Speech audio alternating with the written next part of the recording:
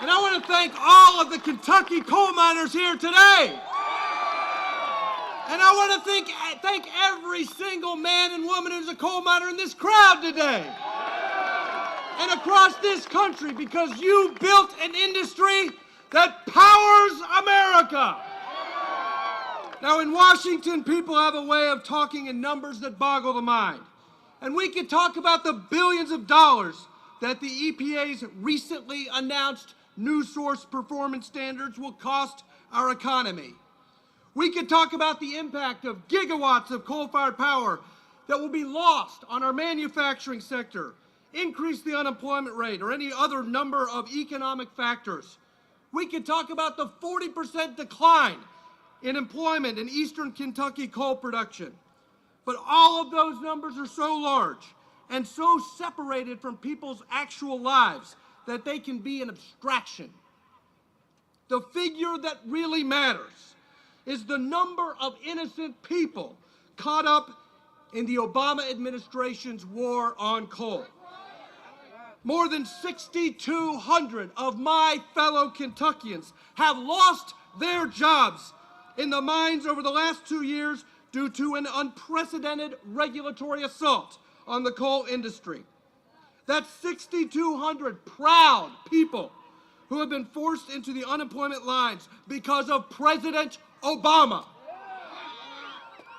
Some of these Kentuckians come from families where generations have made a living in the mines, and that way of life is in danger of being lost forever. The impact on these miners' families and communities dependent on salaries only coal can provide has been devastating. Small businesses have no customers. County governments have no tax revenues to invest in schools or infrastructure.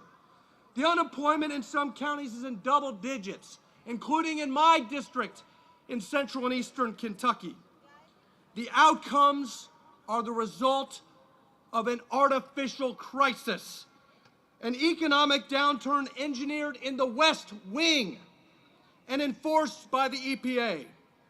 Unelected, unaccountable Washington bureaucrats have decreed that this way of life, the symbol of Appalachia, must now come to an end, regardless of the consequences on the lives of their fellow Americans.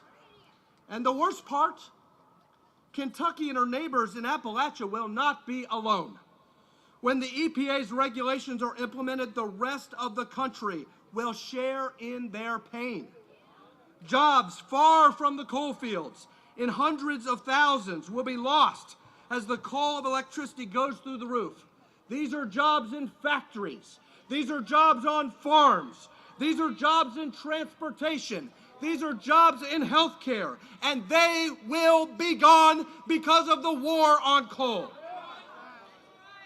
The middle class will be squeezed by these forces as our diminished economic competitiveness puts the American dream out of reach. And the results of these ruinous policies will be clear. Now, we in the House continue to seek to roll back the EPA's policies. However, we will need support in the White House, we will need support in the Senate, and these people are seemingly unaware or unconcerned of the plight in our mining communities. So I have a message. I have a message for President Obama. Come to Eastern Kentucky. Visit Appalachia's coal fields. Speak with these coal miners and their families who have been issued pink slips because of your environmentalist agenda. And then ask yourself, look yourself in the mirror, Mr. President. Is this the kind of hardship I want to inflict on the American people? I want to conclude by telling a story about the human dimension of this war on coal. In the eastern part of my district, there's a county called Wolfe County. Wolfe County, Kentucky. Who's from Wolfe County? All right. Campton, Kentucky. In Campton, Kentucky, I did a town hall meeting in August, right before kids were going back to school.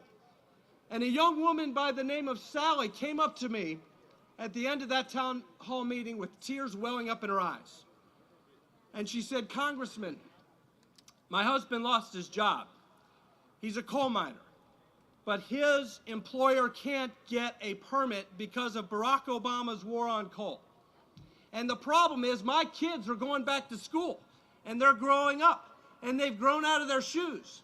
And I can't afford to buy them shoes. So I bought them flip-flops so that they wouldn't be embarrassed. Now, ladies and gentlemen, I don't care if you're a Democrat or Republican. It is fundamentally wrong. It is fundamentally immoral.